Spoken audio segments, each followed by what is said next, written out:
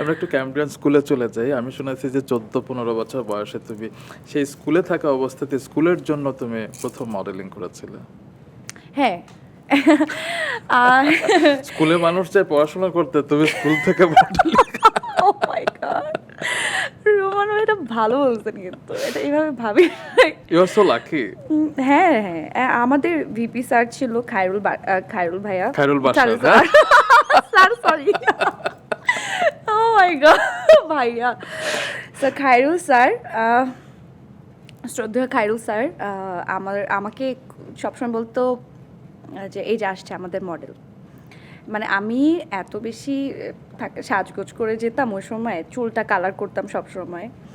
এখন তো নিজের স্যালন থেকে করি, তখন চুল কালার টালার করা যেত না, চুল কালার করতাম ঠিকঠাকভাবে, ড্রেসগুলো থাকে না ওই যে জুতা অন্য চিকচিকা পরে যেতাম হ্যান ত্যান। এইটা কি তুমি মডেলিং করতে আসছো নাকি ক্লাসে আসছো? আমি বললাম না স্যার ক্লাসে। তাহলে মডেলদের মতো আসছো কেন, তুমি তো মডেল। এই ওকে এই বিজ্ঞাপন করবা। আমি বললাম হ্যাঁ হ্যাঁ করবো।